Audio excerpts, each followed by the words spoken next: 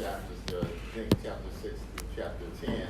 But in our last class, we were dealing with the attorney-client privilege and work product doctrine, which allowed us to compare what we had been doing under 1.6 confidentiality and keeping our clients' confidences about things relating to the representation. So we did that. And then we started talking about the attorney-client privilege and work product doctrine, starting on page 155. And we made comparisons, of course, between confidentiality and privilege. Noted that confidentiality is broader, arises from the ethical rules.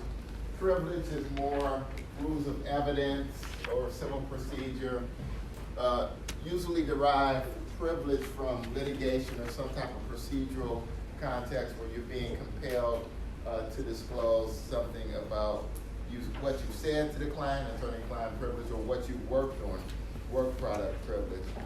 And we went from there and we talked about the components of the attorney-client privilege: communication between privileged persons, communication in confidence, and then seeking legal advice. From there, we talked about waiver, how the attorney-clients can be waived, with everything from someone being in a room that's unauthorized to hear this confidential conversation to the client saying, okay, we want to waive this privilege in order to advance the litigation. And we also talked about the crime fraud exception on page 165. Certainly can give legal advice, but not tangled up with criminal activity. And we noted that that sort of resonates with what we have under the model rules. You can't assist a client's fraud or fraudulent activity by using your legal services in order to do that. Then we talked about the secret confession on 167. Sort of an unsatisfactory result because you're faced with this choice whether to reveal or not. We noted previously how long this confidence lasts. You see on page 166, the attorney-client privilege remains in force even if revelation will prevent the wrongful incarceration or execution of an innocent person. And it remains in effect even if the client dies. So I noted the famous case with Vince Foster, and they tried to get his client confidences and discussions and work products with his attorney before he committed suicide. The court says no, the privilege outlives the client. And you may ask, well, what type of reputational interests are you protecting? I think it's a broader system interest that we want clients to feel free that their reputation and confidences will be protected at all costs. And we noted that even under Rule 1.6, there's comment 20 that talks about that as well. And there's no time limit. You see that it just goes on. The duty of confidentiality continues after the client-lawyer relationship has terminated. So even under 1.6, comment 20, you have this duty to preserve confidences lasting indefinitely. And that leads us up to, I don't think we talked about Upjohn, starting on page 171, but you know about that. It rejects the control group test. Long ago, it used to be, well, we protect confidences within the corporation, but only with people, high-level managerial authority. The U.S. Supreme Court looks at that and says that's an unrealistic way to look at the structure of a corporation, because you have middle managers and even lower level employees who can bind the corporation by their actions. So that case rejects the control group test and looks at a subject matter test. In other words, the scope of the privilege depends upon the subject matter, not who is communicating. So we don't care if it's the CEO or Bob in the files office. If we're talking about something that can bind the corporation, that's going to change our analysis. Because communications between lower level employees and lawyers who had knowledge of something could be privileged. Now, to set up this last problem that we had to deal with on page 174, there is a practice by the U.S. Attorney's Office or governmental office that says we're going to seek waiver of corporate privilege in exchange for lesser penalties. And so that brings up a number of complicated issues. Can the government force a counsel to give up privileges? Does that undermine the attorney-client relationship in exchange for lesser penalties? And this sort of was in the Justice Department and went back and forth, and there were some policies during the Bush administration that said, okay, we're not going to lean on opposing counsel in such a way as to totally obliterate the attorney-client privilege. We are only going to request voluntary waiver of the attorney-client privilege when there's a legitimate law enforcement purpose. But then the question is, how far do you go in order to allow disclosure? And on page 174, you have an example of that on page 174. So, problem 4.2, worldwide bribery. So we have to set up how we deal with this. What should we do? And notice in this case, starting on page 174, what we're dealing with. So we have a number of things. We have a corporation. We are in the corporation. We have to figure out who we represent.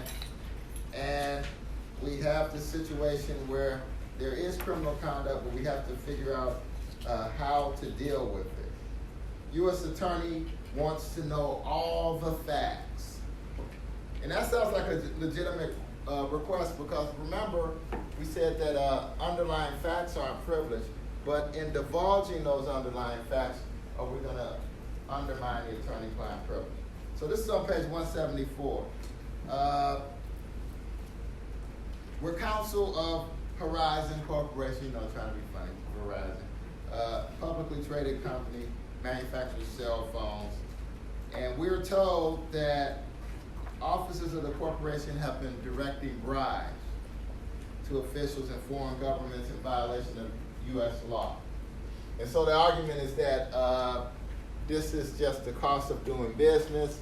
You have to deal with bribes in different countries, and that's what we do. And so I guess everyone, at least implicitly, knows that this is what we're doing. At the top of page 175, we have Valerie Patel, who was the president. She knew about the bribes and condoned them.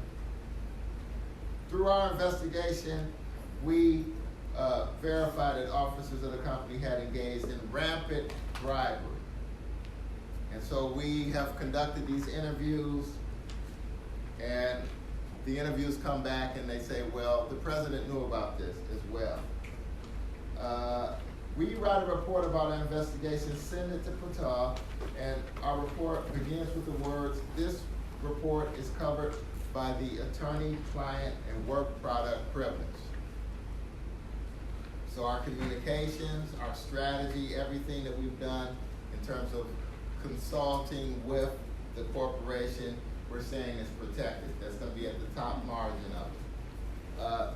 The report summarized all of the facts that we learned, concluded that the corporation, notice this, within the context of the document, we're saying that the corporation probably committed several felonies.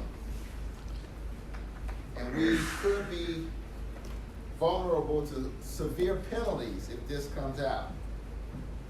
The report also warns that if we turn this over to prosecutors, stockholders may sue the company. And if we turn it over, that may waive the attorney-client privilege once we turn it over. And attachments to the report include all of the interview summaries that our staff made and the corporate records that they collected.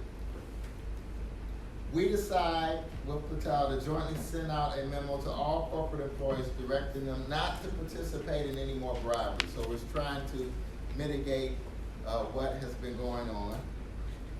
Even in countries where bribes are accepted as routine practice. So we sent out this memo saying, don't do this anymore. Then we agreed that we would contact the U.S. Attorney, admit in general terms that something bad has happened. Maybe we can pay a fee and this thing goes away. That'd be great. U.S. Attorney, of course, isn't buying it and says, okay, yeah, thanks for telling me, but I want all the facts. All the facts uncovered in our internal investigation, including summaries of the interviews that we conducted and all of the relevant documents, so those attachments that we've done. He says he is confident that Horizon would want to cooperate with the investigation, and if we cooperate, we're going to receive favorable consideration. Now notice, he's very careful because of this Justice Department memo. He says, I'm not asking you to waive the attorney-client privilege. That would be wrong. We would be forcing you to undermine your relationship with your client. What we are asking for is all the facts. Wants all the facts and claims that he's not asking for a waiver of the attorney-client privilege. But, this is sort of the pressure point. If you decline to provide these interview summaries, he says to us, and records of bribery, we're going to open up our own investigation. You can expect to receive a grand jury subpoena. And we will take the corporation's lack of disclosure and cooperation into account just as we would any other criminal defendant. So that's a nice way of threatening you, but saying, you know, we're not asking you to waive or undermine the attorney-client privilege. If you don't cooperate, you're just going to be like every other criminal defendant that does not cooperate. It's in your best interest to cooperate, and you can do so, the U.S. Attorney says, by revealing all of the facts. So it says at the bottom of page 175, after tearing some of your hair out, Patel asked, after tearing some of her hair out, Valerie Patel asked you to advise her about what she should do. What should we do?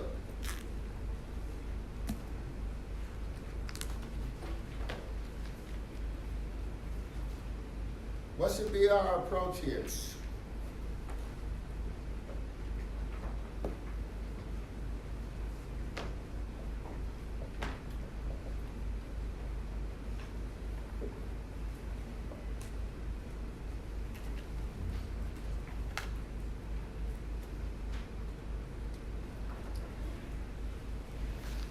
So, I guess I'll put it like this.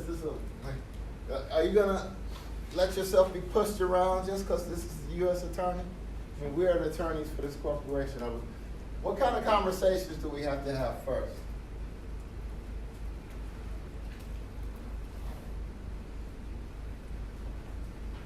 So, before we even notice this is real life. So, before we even consider our options, what type of things should we say to the president of the corporation, Valerie Patel?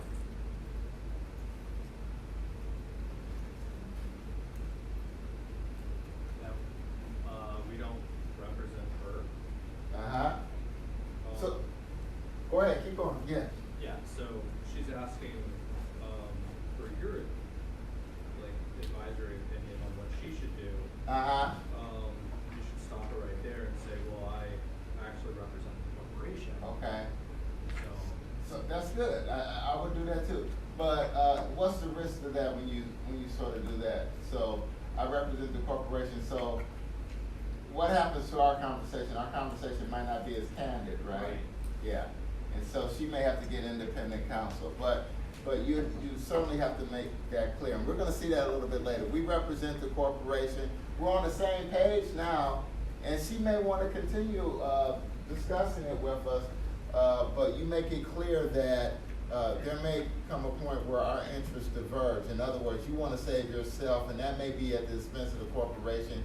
We represent the corporation, so you should be aware of that. So we have to inform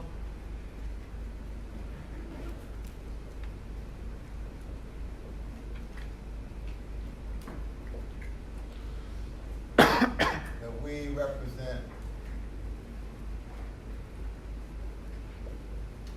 the corporation. Tell her that up front. So that's good. So we're covered there. That solves one of our internal problems, and we continue to look at all of our documents that we have and interviews. We're gonna have to sit down one afternoon and go through everything that we've uncovered and make a decision about how we want to deal with the U.S. Attorney. So how do we want to deal with the U.S. Attorney?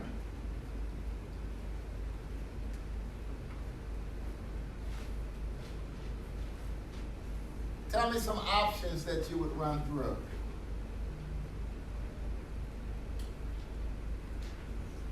Say, this stuff always happens on the early Friday afternoon. So this comes in early Friday, you just got back from lunch, this is on your desk.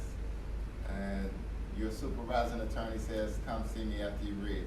And it always happens. And you read it, and you go up and you already make the point about us representing the corporation, but I'm senior counsel and I'm asking you, what should we do? We're gonna have a long weekend too, because we might have to write up something, but that's okay, you'll be all right. But tell me, what should we be doing? What should we be thinking about?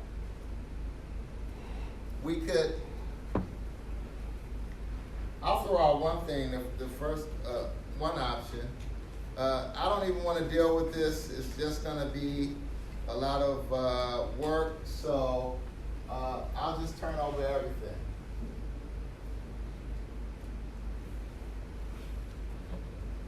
U.S. Attorney says all the facts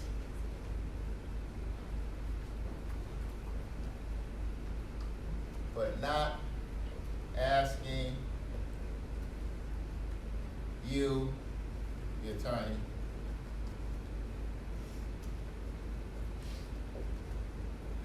to waive attorney-client privilege. So the first thing I'm going to do, I want you to think of a couple of other options. I'm just going to give up. This is a U.S. attorney. I don't want to deal with it. Maybe there's a way I can finesse the discovery, just go through the interviews, pick and choose some. Maybe choose not the worst or not the least violation, but somewhere in the middle. Say that this represents all of the conduct, and I'm giving this to you in good faith. Let's make this thing go away. So this would involve waive the privilege,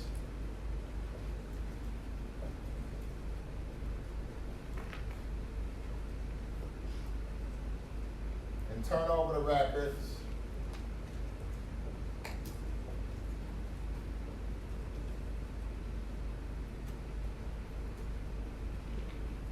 and try to be selective in what I turn over. So this would help me. This would help me avoid grand jury investigation. That's good. Hopefully, cooperate.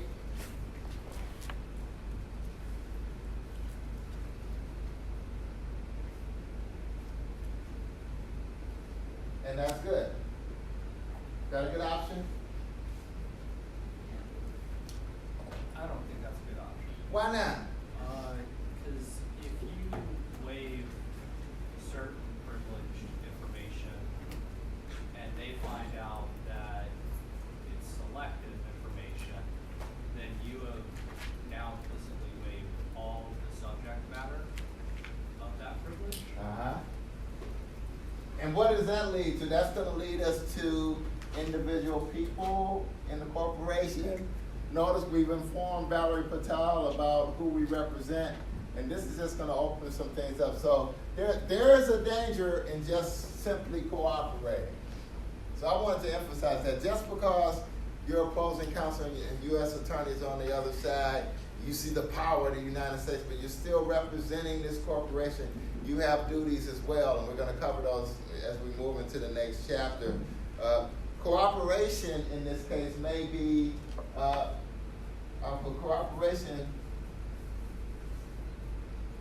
cooperation may lead to negative consequences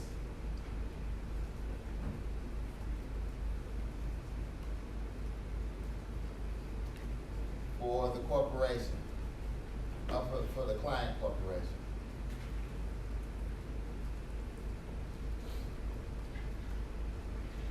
So notice a lot of this is taking a step back. You get this demand from the U.S. Attorney's Office. That doesn't mean you spring in action, get all the documents in the document production and turn them over. Re-review the documents in relation to what the U.S. Attorney is asking for. All the facts is a nice request, but it's broad because those underlying facts are connected to things that you have talked to the corporation about in confidence. So that can undermine attorney-client privilege as well as work product, any strategies in that, because all of those things concern the underlying facts. So there has to be a clear distinction between underlying facts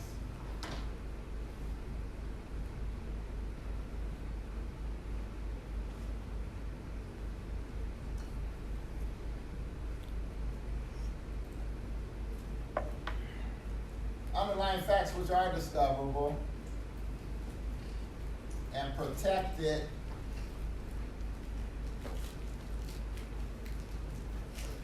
I'll just put protected attorney-client communication.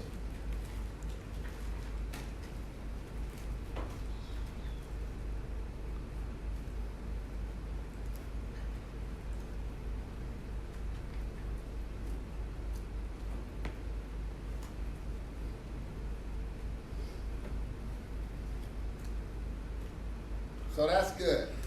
So our duty is to the company, not the officers, and not even to the president of the corporation individually. And we want to make the prosecution's job harder on some level because we have to protect our client's interests.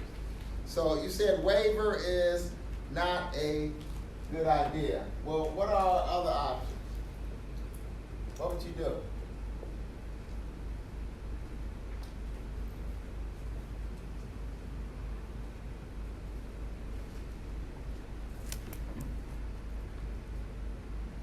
We tried to cooperate and thought about that and said, maybe not. Ms. Harper, go ahead.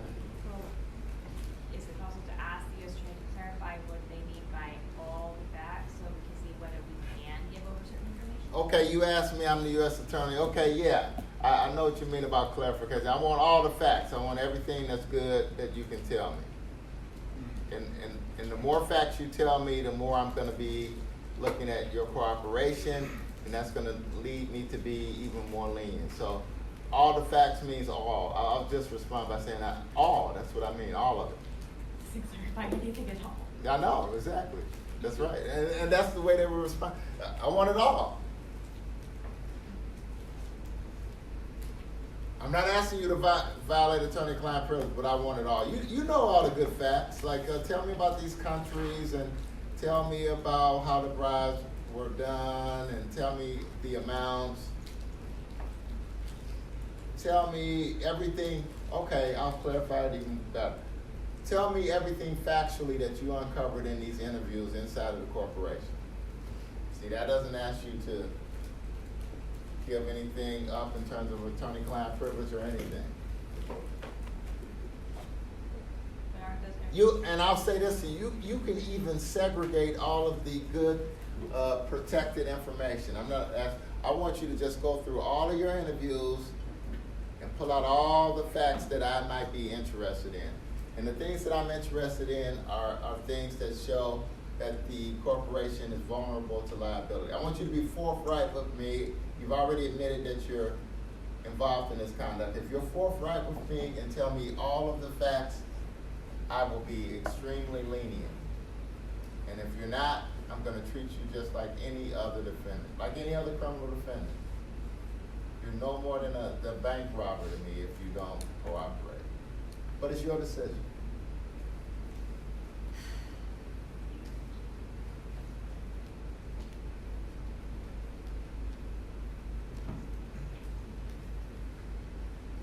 So we don't want to give up too much. That's one way to look at it. What about, not giving, go ahead. I don't wanna tell them anything. I wanna tell them to go do their own investigation and they can go with it. And I'm not scared, like, that just goes. You said I'm not scared. That's scared. I like that. So, what made you sort of? I'm not. What made you say that way? Well, I just don't like the attitude of like, well, you just tell us and we'll make it easier on you. It's Yeah. like, no, you can go on and conduct your investigation and get that from those issues. Okay. Or if you can. Okay, that's good. So that was a good, strong, courageous move. I like it. But are there any consequences? See, and what I'm getting at is all of this is about assessment of risk. So you took the brave, forthright stand, and I think you do have to fight this on some level. I think total waiver is bad. I think we see that. That opens up everything. So we have to fight on some level, and I guess option 2 and option 3 is going to be how much do we fight? This option 2, you said, well, do not waive the privilege, do not make it easy to prosecute.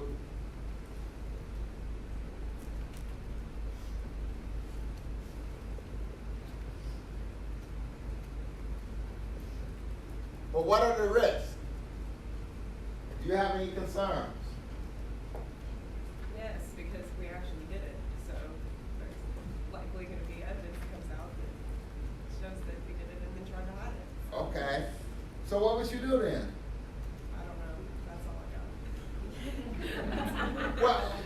got. Well, think about the offices and, you know, they're willing, and we can't really tell because this is a hypothetical, but in real life we will be able to assess how strong they are about moving forward. You know, how many cases they have they done this in the past, just taking an assessment about opposing counsel and their willingness to go forward with this. Yes, go ahead. I was just going to suggest in that event, just kind of taking proactive steps within the company to try to make sure that nothing was currently happening, not so as to cover up what had previously happened, but maybe as evidence of like, you know, once this came to light in the legal department, you know, we took action to make sure it stopped and, you know, kind of showing good faith, whether that means, you know, like changing department heads or, you know, in general, just like intercompany practices. Okay, that's good. So you would be looking at the rules and our conduct under it, and you'd want to be making a strong argument that as soon as we found out about it, we took steps to mitigate, eliminate, and remedy this situation, and that's going to help us with further negotiations with the U.S. Attorney. That's good moving forward. But what about this risk about saying we're not waiving anything, we're going to keep this information, we're not going to make it easier for you to prosecute? That may make them a bit angry because we're not rolling over, but that's a risk you take, sort of assessing the strength of the U.S. Attorney's Office. Maybe, and this isn't in the hypothetical, but this certainly would be a consideration in real life, maybe the U.S. Attorney has scarce resources and they can't just go down this road. Maybe it might be beneficial to both sides to settle this. So we might come back around again with an offer to settle.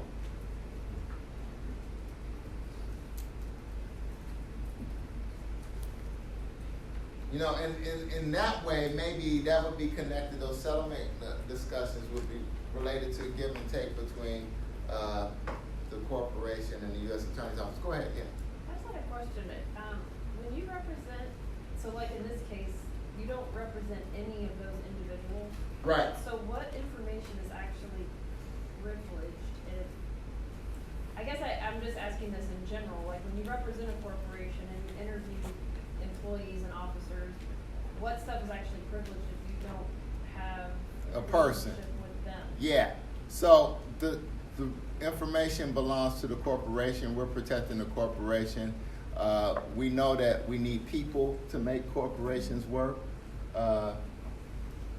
Not apart from Citizens United. This is sort of just, we need people to make this inanimate object work. So all of those confidence and things go to the corporation. So the general counsel is going to make a decision. And that's why we had this discussion with Valerie Patel. everything that she does can be reflected on the corporation. And so that's the information that we're going to protect. In this situation, though, we would say further that she should get independent counsel. And the independent counsel will look out for her individual interests. And I think oftentimes it's clear to see where the interests diverge. We're doing everything in the best interest of the corporation. So we know about all of these things that happen bad that she condoned. We may have to interpret that information in a way that is beneficial to the corporation but leaves her out in the cold. And so notice we both have that same pool of facts, but we're interpreting it differently. So that's a long-winded way of saying all of this information belongs to the corporation, our client. She is with us when we're moving the client in the right direction, but our interests diverge when we have to protect the corporation over her. Okay, so Yeah. couldn't if you're representing the corporation, couldn't you say by disclosing whatever you find out from her or the other officers, you are looking out for the best interest of the corporation? So Yes. you're not really, I don't know, doing anything ethically wrong? I don't know. Oh yeah. So what did you mean by the ethical point? Tell me about Like, I don't think, could you get in trouble for violating an ethical rule? Mm-mm. Mm-mm. Or- So this is why we did this inform Valerie Patel that we Yeah. represent the corporation, and I should put up here, you're right, and get independent, and when our interests diverge, or even before that, when our interests diverge, it will be necessary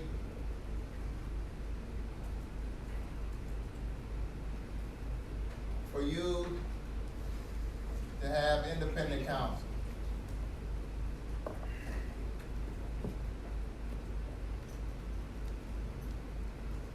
So notice, this information belongs to both of us, I guess, all about the bribes and everything, but she certainly wants to interpret it differently. She wants to say, I was under pressure, I'm looking at the reports, I need to do business in these countries. Bribery is an accepted business practice, even though it goes against rules and regulation. Everyone does it. We did it out in the open, and this is what we did.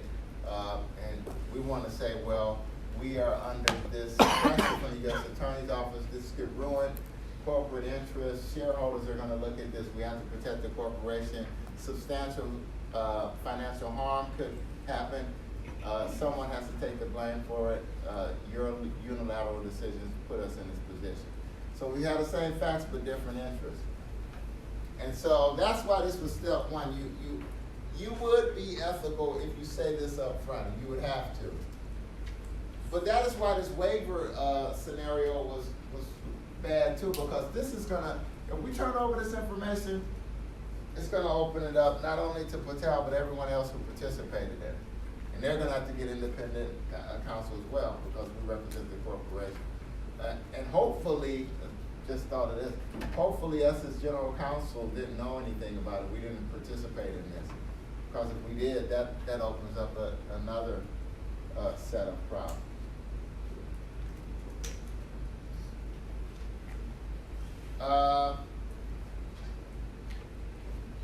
What else? You know, even if we do turn over these files, there's no guarantee when will the government stop. So once we go down this road, it could get bigger and bigger, and that's my point about the going into other areas. So we have do not waive, maybe accept a settlement. What about a middle ground approach? So we take this risk, we might say, well, the U.S. Attorney's Office is swamped. They might not go this far. Maybe offer to settle helps both parties move on. But that's a risk we have to take. Maybe we could have it both ways. What about a middle ground approach?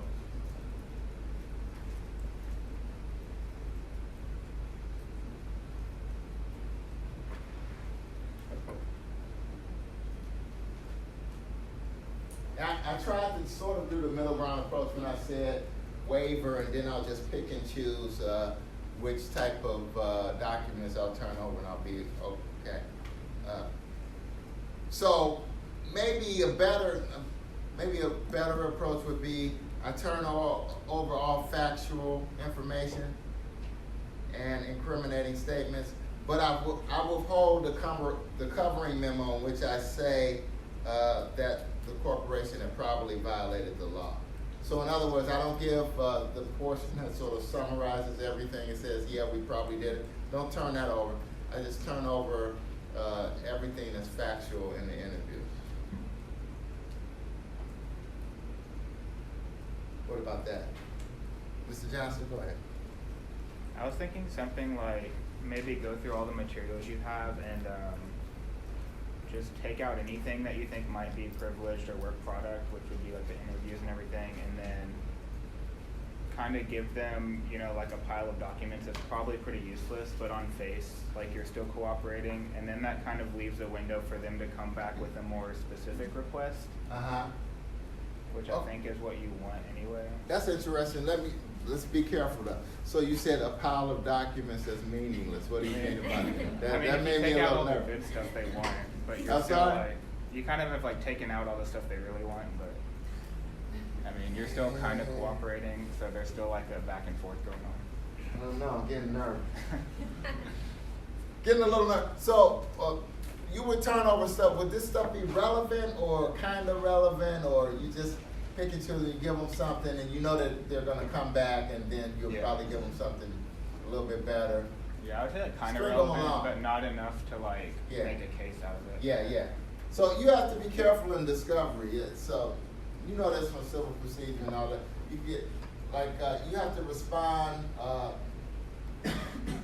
in good faith. So discovery is supposed to be, you don't do the other side's job for them, but you have to respond effectively to requests.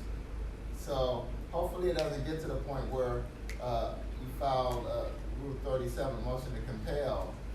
Hopefully it doesn't get that far. But if you do have that motion against you, then you have to respond in a way, give them what they asked for. You can't say, well, that document doesn't exist, and it does exist. You can say this is unduly burdensome, and we can't find it, that type of thing. But there has to be a good faith effort to answer this discovery request.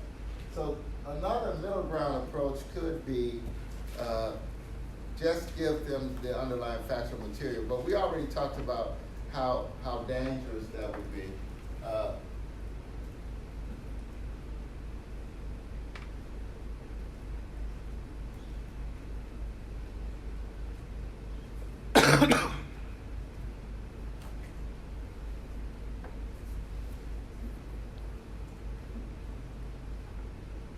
So if you're saying, well, what's the right answer? There is no right answer to this one. Like a lot of things in practice, we've done the things that will protect us as attorney from making any rules violations. We've told Patel who we represent. We have considered the consequences. I don't think full waiver is a good approach. You probably should be somewhere over here. Don't make it easy for them. Try to make officers settle. Because once you waive the privilege, you're going to open it up more and more. And there's no way really to effectively predict how wide open that will be. So maybe you can, a middle ground approach is, that's not really a satisfactory resolution either, because you're still faced with more discovery,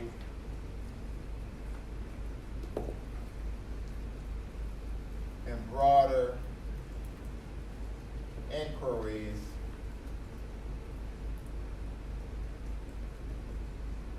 by the U.S. Attorney.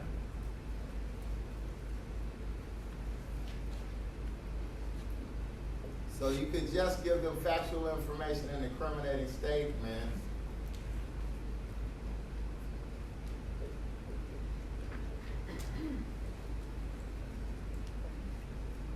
but withhold covering memo,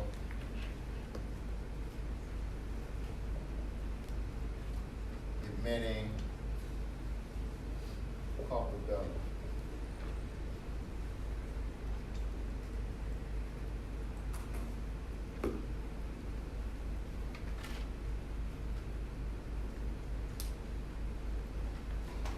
So, but still, you're still dealing with how the U.S. Attorney is going to approach this. So, I guess the answer, there's no real clear answer, is not to waive everything. Continue to have those conversations without waiving the privilege and see where that takes you.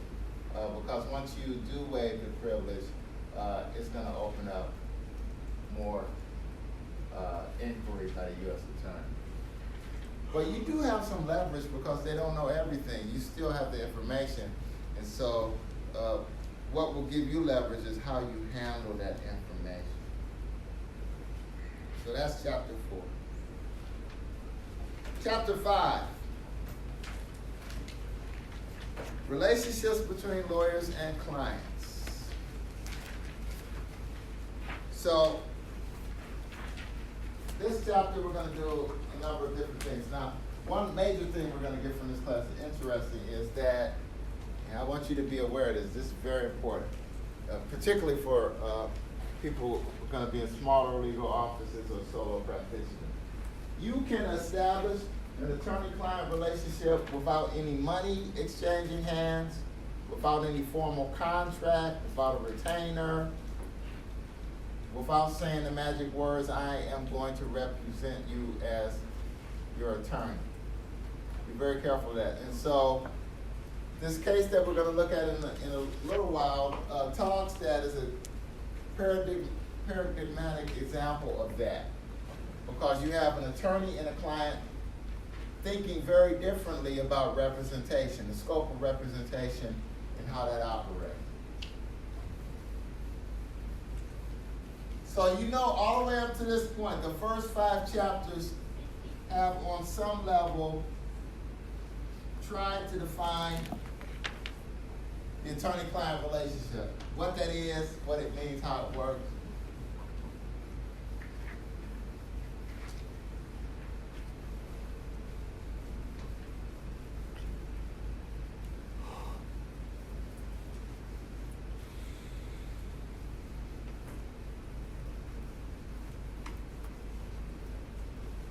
And so the reason that we're doing this like piece by piece and looking at these components is because when we start talking about conflicts is going to break apart everything that we've done in the first chapter, everything that we've done in establishing the attorney-client relationship. So when we talk about relationship,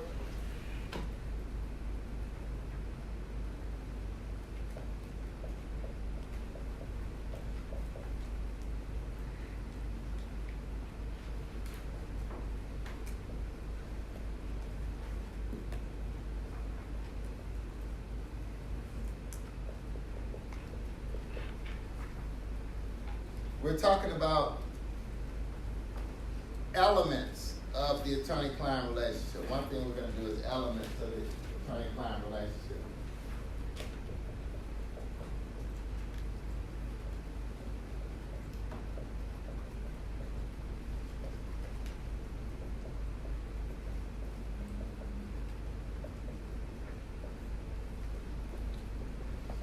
I just put how the attorney-client relationship is formed.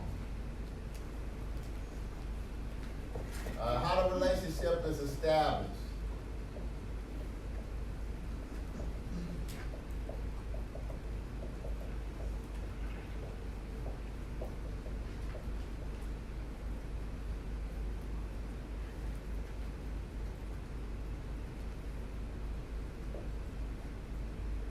A little bit of agency law.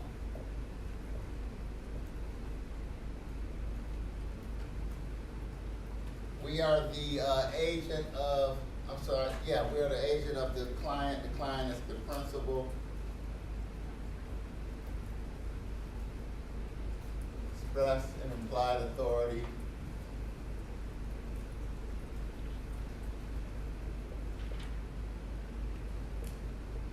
All of that's actual authority. Then you have a parent.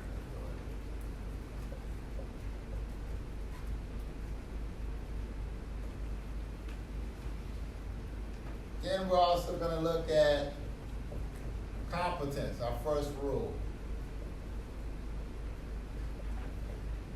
Gonna look at candor.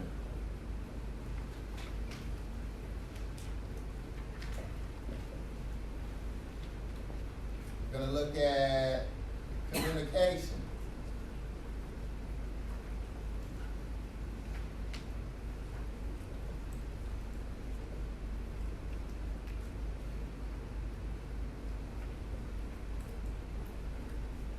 And we're gonna look at diligence.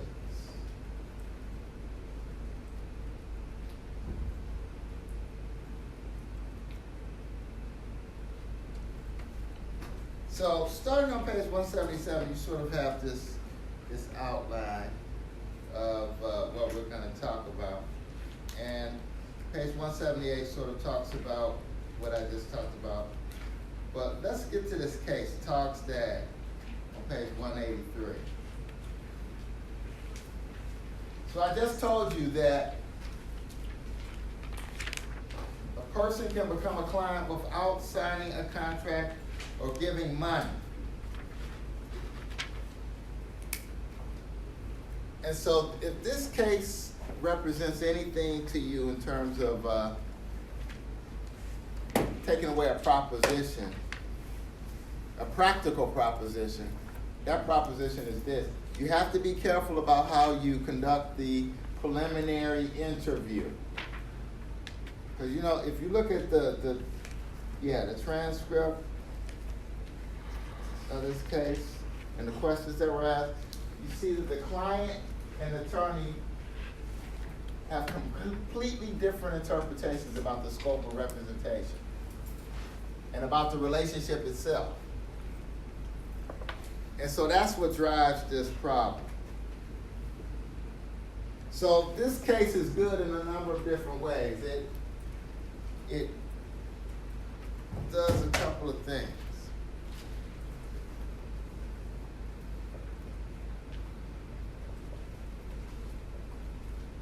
Going to tell us about the formation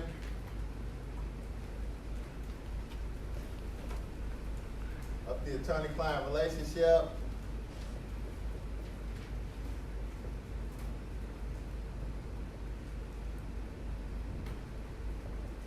Going to tell us about malpractice claim.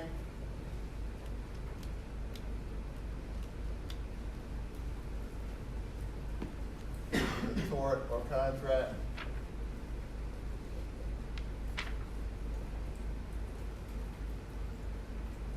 Most of the time, malpractice claims will be towards contract, breach of fiduciary duty. They're all interrelated, but you'll see in this case, the court sort of looks at under contract or tort theory. We're looking at malpractice. So there's that. And then the practical implications of how an attorney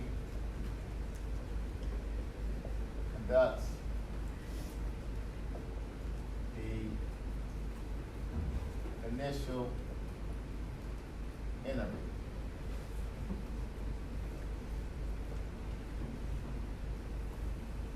That's what we want to focus on now. So someone take me through the facts and tell me what happens in this case. This is bad all of our own. Another thing, competence.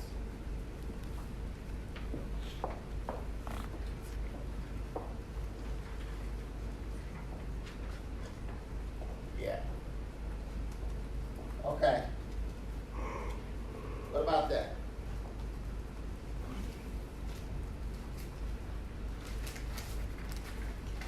About the facts here.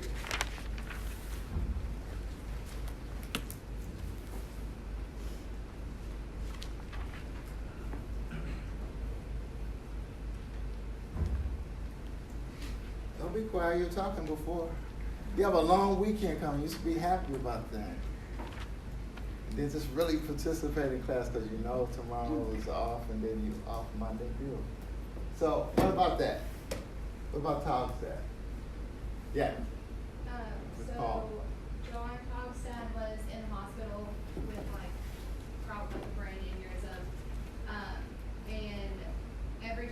wife kept going back.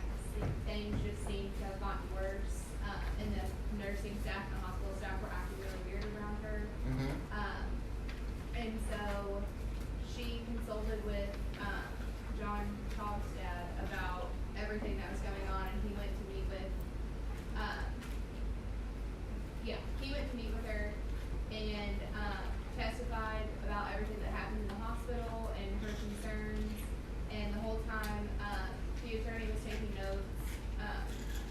And then there had been no fee discussion, so it was never said that he was gonna represent her and her husband, or just her husband, I guess. And she didn't consult with any other attorney about it either until a year after that. And then, yeah. Okay, so why didn't she consult with any other attorney till a year after that? That seems to be on her. If you don't get a satisfactory answer, it seems like, and nothing really happened, it seems like you would just go somewhere else if you're not, just like shopping. If you don't like what they have, go somewhere else. What about that? She relied on like his legal advice that they didn't have a case, so she didn't think about going to pursue it anywhere else. Okay, we're gonna come back to that. That's a big mistake. Sort of commenting on the merits of the claim. I don't think you have a case. I'll get back to you if you do. She doesn't hear anything. She relies upon, I don't think you have a case. And since he doesn't get back to her, she assumes that she doesn't have a case. Waits a year. Of course, you know what happens. Statute of limitation runs, and then is foreclosed from getting any type of recovery. So that's going to bring us to the malpractice claim. But before we even do that, let's break this interview apart. You see on page 184? So Togstad is injured, as Ms. Paula talks about. He is probably because of the clamp. We don't know. People are acting weird. So his wife and I guess one of his supervisors at work, they go to the attorney's office. This is on page 184. So notice this. This is 14 months after her husband's hospitalization. Joan Togstad meets with this attorney, Jerry Miller, and she takes along her husband's work supervisor, Ted Buckhouse. So two things jump out at me there. So they come into your office and they say it's been 14 months since the hospitalization, and you have this other party accompanying the prospective client. What kind of things do you want to talk about right off the bat in this interview?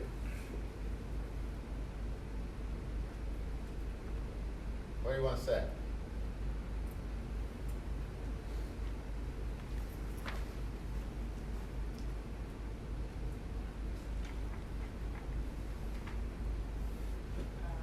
Who are you two? Like, who was the other party here? Right, because we're talking about attorney-client privilege. We want to make sure this is someone necessary. Are they on the same page? We don't want to waive anything. Nothing has really started yet, but we want to know that. And these 14 months, one of the first things you say is we have to check on the statute of limitations because the clock is ticking. It's been a year and 2 months since the event has occurred.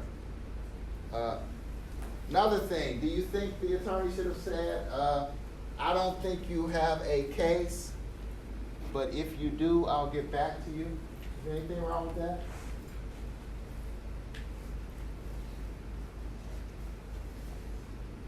Miller took notes and asked questions during the meeting. Lasts only 45 minutes to an hour.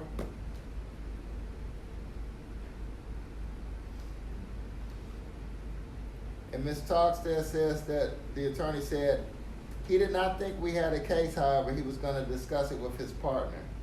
And that's the partner who later gives testimony on his behalf that really turns out to be devastating because he actually agrees with the plaintiff's experts about the standard that an attorney has to meet. So what about this? Would you say something like this? I don't think you have a case, but I'll get back to you. Is there anything wrong with that?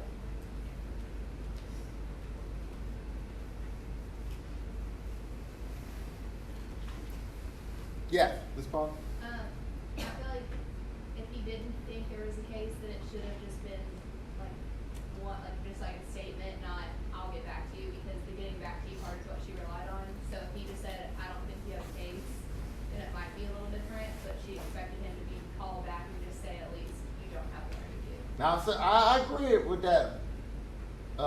Yeah, calling back, there's a communication issue. I agree with that. But even commenting on, I don't think you have a case, is that, yes, go ahead. I would have said maybe you should like recommend them to a different attorney, and then maybe do that work for you. Okay. Like push it off on somebody else. That's what we would do. Yeah, push it up. Okay. Like, So, what if you see that this could be lucrative though, and you kind of want to hold on to it? Well, get an expert. Uh-huh. Talk to an expert. So, I guess what we're saying, there has to be a certain level of preparation before you comment on the merits of the claim. It's problematic. I think if he had gotten back to her, that would have helped things. But you set up a reliance interest when you say, I'm commenting on the merits. I don't think you have a case. If you do, I'll get back to you. And then if you don't, the person is going to say, well, I'm waiting because I don't think I have a case, instead of checking with someone else. You're relying upon the attorney's advice. Now, the attorney will want to say, this was all preliminary. Isn't that what he says? This is just a discussion we were having. She was coming to us to ask whether or not we would represent her. We're still in the active process of making that determination. So there's no damage here because we have no obligation. There's no attorney-client relationship formed. Yes? Yeah, I think he tried to make it sound like he said something more along the lines of, it wasn't something that we would be interested in. Yes. And rather than either, he should have either said, we can't do it, or Right. I don't know if we have a case, I have to do more research and get back with you. I mean, like, he just left it open. Right, that's good. And so notice, that's a key distinction in this case. The attorney Miller keeps referencing the attorney's discretion to accept this case. We're trying to figure out whether we would accept it or not. But he's not really focusing on that he did make a substantive assessment or evaluation of the claim. I don't think you have a case. So that's what starts it, and then I'll get back to you if you do. And since he doesn't, he also doesn't inform the client about the statute of limitations. So without really doing any necessary research to really assess this claim, you make this categorical conclusion that I don't think you have a case. That's bad. You haven't assessed whether or not this claim is even viable because it happened 14 months later. So you have to, even in this initial discussion, even if you say go somewhere else, you have to make some reference to the statute of limitations.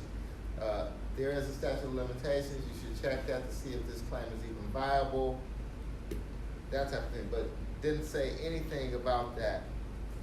And so what about this expert testimony about what the attorney should have done? And what's devastating, I think, about this case is that the experts on either side of the case agree that Miller's conduct fell below that of what we would expect of attorneys. What about that? How do we establish malpractice?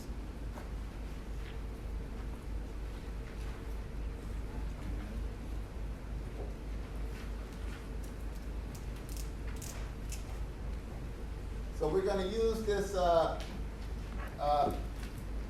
expert testimony to tell us whether or not there's malpractice. So you notice in terms of liability, we have to set up these components. The first is that an attorney-client relationship existed.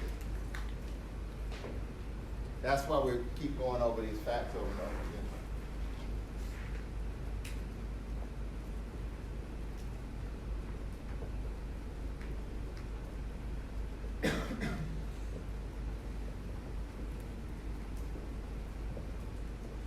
Second is that there was some, I'll just put negligence or breach.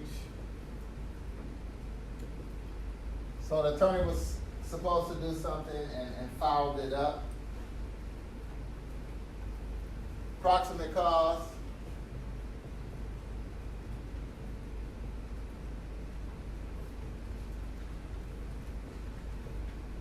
And so these acts that the attorney did were the proximate cause of the plaintiff's damages. And then the but for. This is the case within a case. So you have the attorney's actions causing damage, but then we want to know does liability attaching and can a remedy be afforded for this injury? That's the but for. But for defendant's conduct, the plaintiffs would have been successful in the prosecution of their medical malpractice claim. So you see how that could be very difficult, this case within a case. Usually you can get all three, attorney-client, negligence, yeah there was, this caused it, but then how do we connect what the attorney did to the injury? But for defendant's conduct,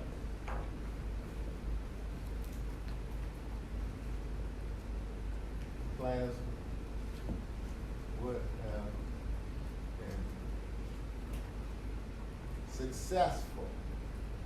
I'll just put successful in the med mal action.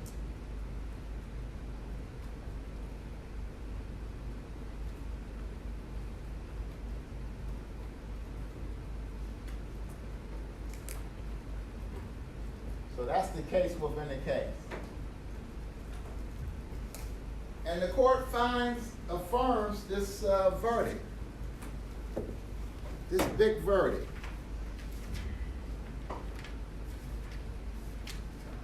$649,000,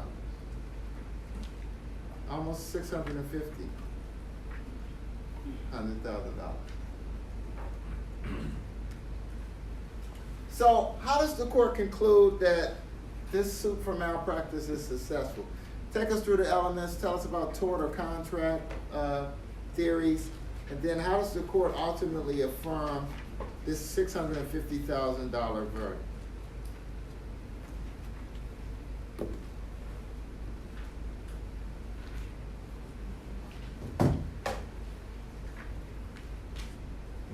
And see, all of these factors that we listed up here are going to go into establishing those claims for medical malpractice.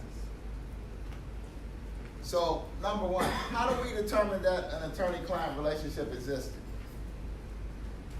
Yeah. There's It's more. evidence in the record, it says. I'm sorry? There's evidence in the record to support the existence of an attorney-client relationship. Okay, so what do they point to in the record that shows us that there is this relationship? And the reason I'm asking this question is because the attorney keeps saying, and we all probably can say this, you just came to my office, I don't have to accept these cases, we were just talking, we talked for just an hour, and the outcome was indecisive. I said I'd get back to her if she had a case. He even says I talked to some people in the firm, Havas, I think is his name, H-V-A-A-S. Talked to some people in the firm and they said that no real claim, so I didn't get back to her and that's fine. So from the attorney's vantage point, there was no relationship. Why does the court reject that type of argument, Ms. Moore?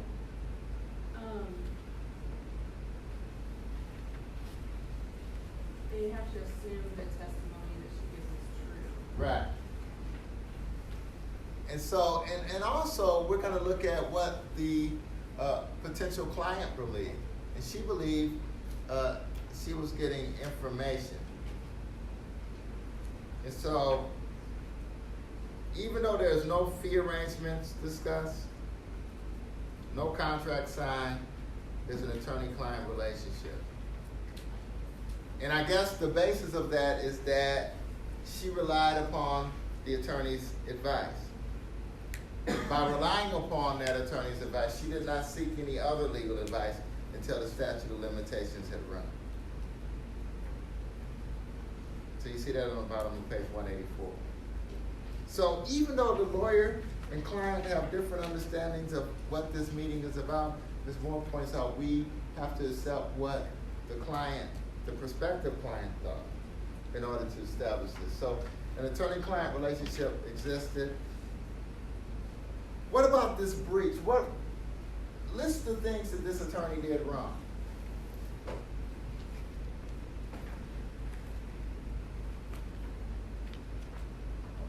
You would never approach it this way, I know. So what things, if you had a list of the things that the attorney did that was negligent or breached the contract, what would you say?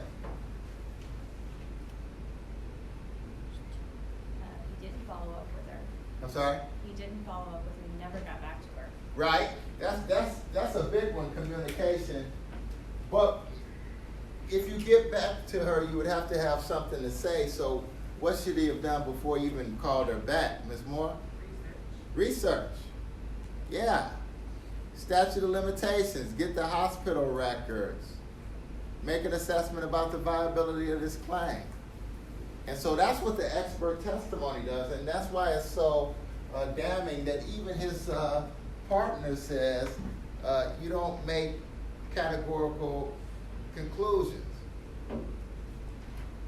He says if he were consulted for a legal opinion regarding malpractice 14 months after the event occurred, ordinary care and diligence will require him to inform the party of the 2-year statute of limitation. So that's why I pointed that out at the very first part of the discussion. We say the clock is running, we need to check this. Then you have is not doing the appropriate research. You see that on page 186 as well. And then you have the reliance on this attorney's initial assessment that you don't have a case.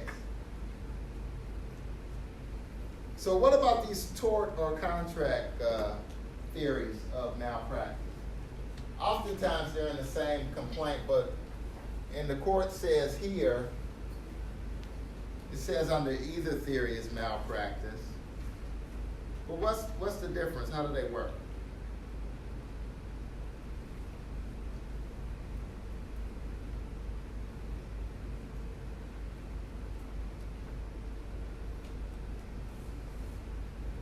So thus far we have a client-lawyer relationship is present. The jury could find that Togstad received legal advice.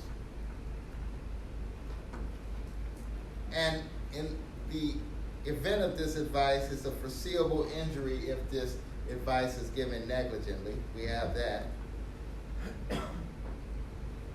And the attorney failed to do minimum research that an ordinarily prudent attorney would perform. Now what about the contract or tort theories? What about that? They're going to be in both claims usually. It's usually tort, contract, breach of fiduciary duty, all of those. And the court says either or here. I just want to make sure what is the distinction between tort or contract? It's a big footnote on page 13. This is a review of contract law. So since no money passed hands and no contract is formally signed, you still could have a contract theory. Yes?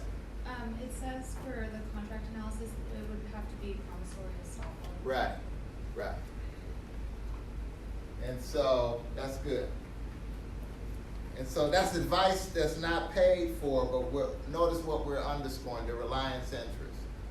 That's footnote 13. So the negligence approach really looks at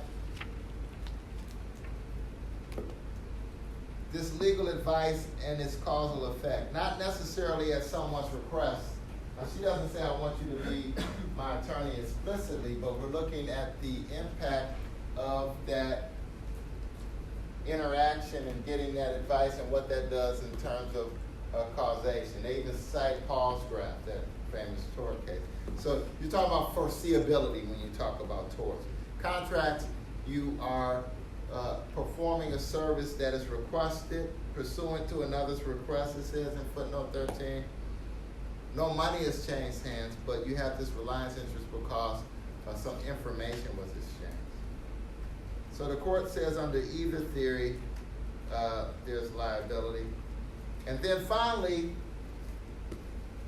and this is the most difficult part of a malpractice case, the case within the case.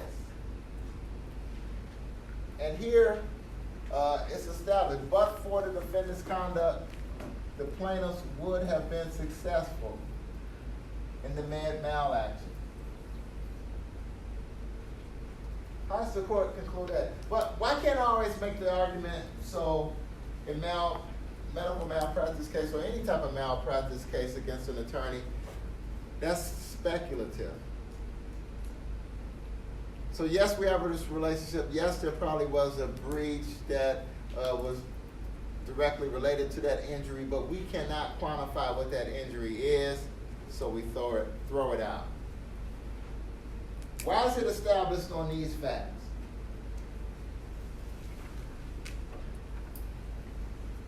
And this is a lot of money. It's $650,000. $650,000, yeah. Dr. Woods confirmed that Mr. Tosno's injuries were due to the medical malpractice of Dr. Blake, so it would have succeeded in that claim. Okay, so we have a direct connection. We have expert testimony saying that this doctor's standard of care fell below what we would expect, and so it is on some level, we are on some level able to quantify it. You look on page 188. Dr. Woods, in no uncertain terms, concluded that Mr. Togstad's injuries were caused by the medical malpractice of Dr. Blake. And so the court also goes on to say, well, the defendants put on their own expert testimony as well, that's fine, but ultimately the jury did not believe the defendant's version of the facts, and it's $650,000. Affirmed. Now there's some questions after this, a lot of them, but a couple of questions I want to ask. Question 2 on the top of page 189. What did Miller do to be liable for $650,000? Another way to ask that question is, do you think that this is fair? $650,000?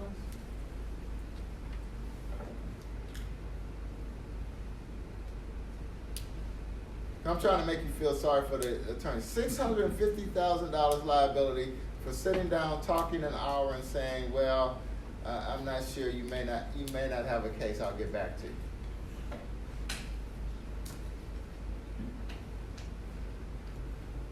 This fair? The book asks. So the book on page, Mrs. Togstad asked Miller whether she had a case. He gave her his honest opinion that she did not. That's what he thought. He never said he was her lawyer or was willing to become her lawyer. That's what he's thinking. I never said anything like that. They didn't sign any agreement.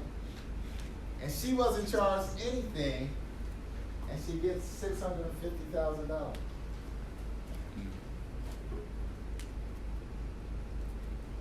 Why is it for the lawyer and not the doctor? The doctor is the one who did it.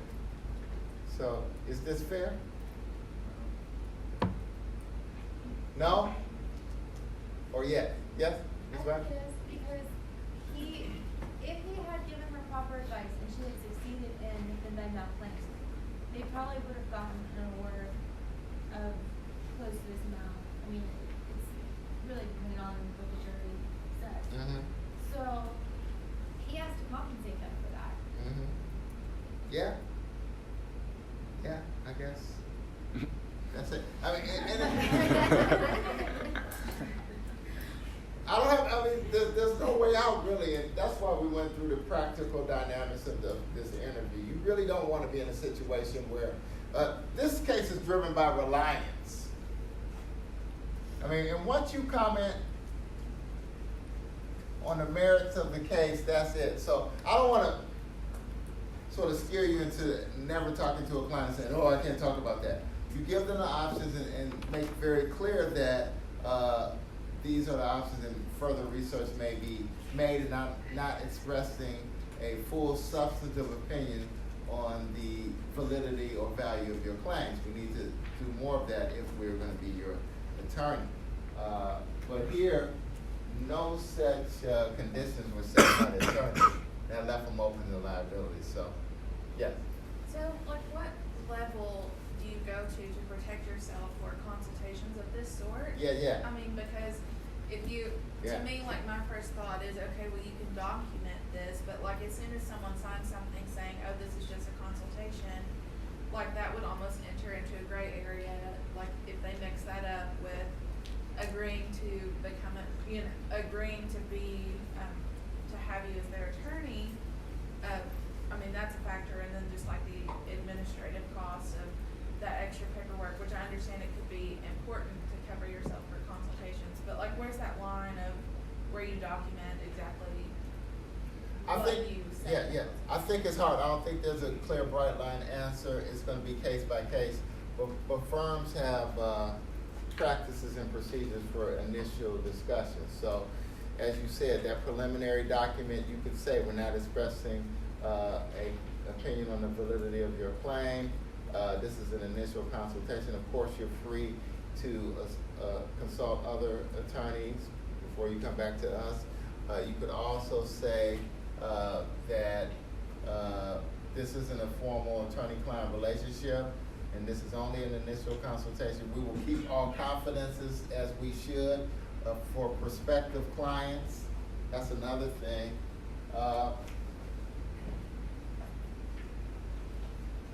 And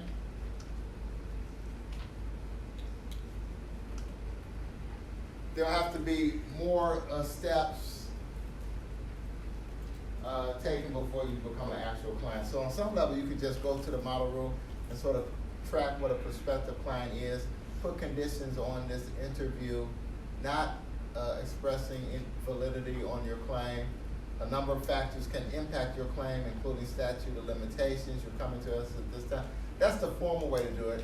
But some of your classmates already sort of answered the question as well, and you could say something like this. You always have to think about competence, and you're thinking about, well, if I take this representation on, how much work am I going to have to do?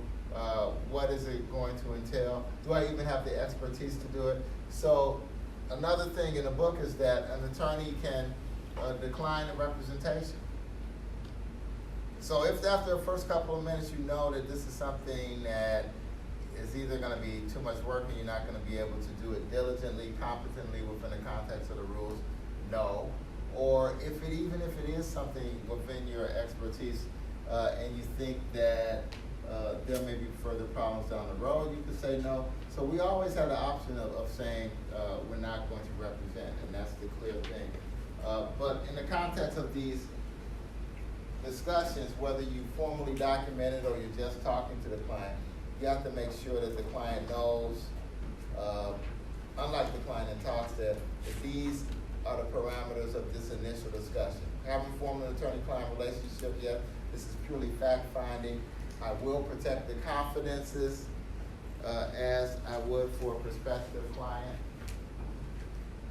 and leave it at that. Because if we didn't do this rule yet, but a person who consults with a lawyer about the possibility of forming a client-lawyer relationship is a prospective client.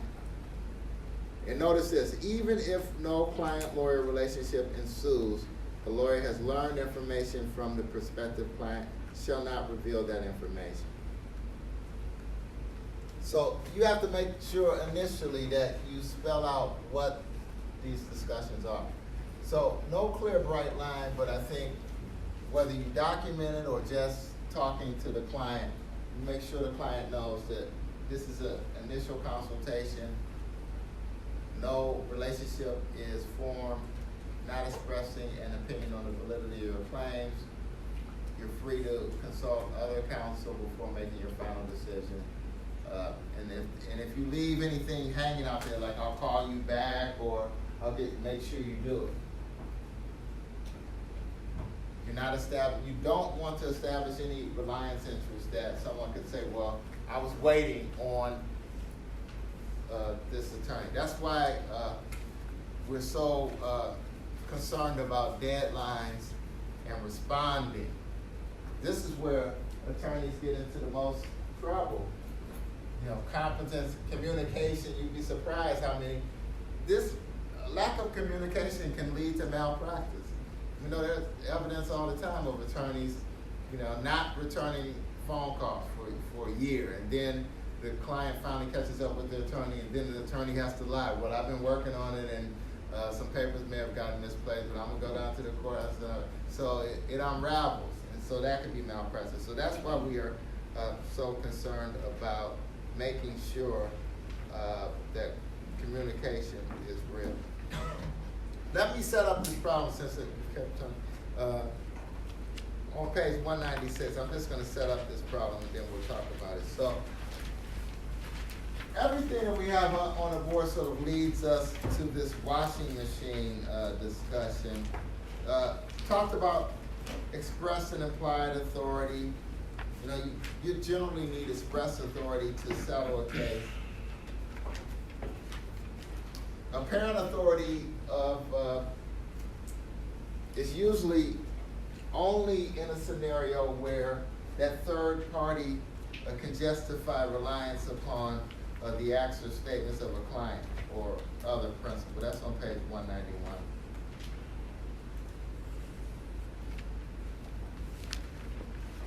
There is a hypo on page 192 to 193 that talks about the distinction between apparent authority and actual authority. There you had a negotiation and the client left and told the attorney, okay, you handle it. And then the question was that actual authority or apparent authority?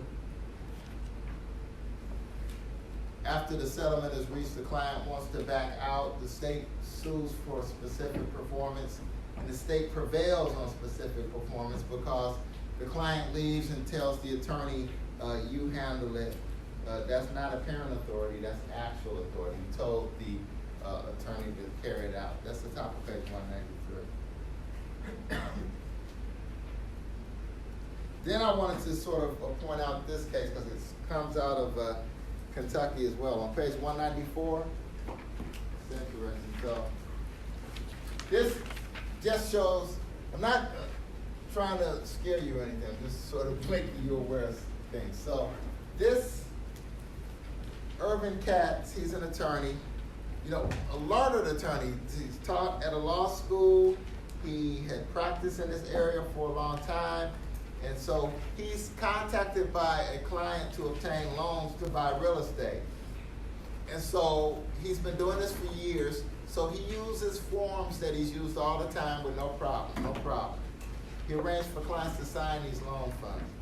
He has a JD, 2 advanced degrees in tax, practiced law for 7 years, so experience. Despite his education and experience, though, he didn't double check and do some research.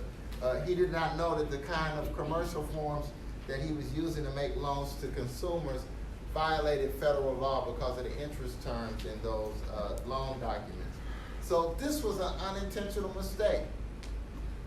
And he was found to violate Rule 1.1, competence, and his license was suspended. But you know, what was interesting in this case was that his extensive experience actually aggravated the competence claim. It's almost like, yeah, we know that this is unintentional, but you should have known better. You should have done a little bit more to determine what type of commercial loan documents you should have used. But I wanted to point that out because look at the footnote, footnote 29. Fairly recent case, 2010. So this happened in another jurisdiction. Then we found out about it here. So if you're admitted in multiple jurisdictions, they're going to find out about it. And so we found out about it in Kentucky, and he received reciprocal discipline. So the action occurred in Delaware. He's admitted in Kentucky too. Kentucky finds out about it, the KBA, and he's charged with a conflict of interest because he had represented the lender and had not obtained the necessary informed consent. So that's going to be something that we're going to talk about as well. Conflict of interest can lead to malpractice and sanctions. So when we come back, we're going to start this problem on 196. I'm not going to go through the facts. We'll go to the facts together, but think about this. This is a similar situation that we have with the U.S. Attorney. Think about, and there's no real wrong answer to this because the client says, okay, settle it. That's fine. You could just do that. But the question when we come back is, should you just settle it or should you do something more before you decide to settle? That's where we'll pick up. Have a good, safe weekend. See you.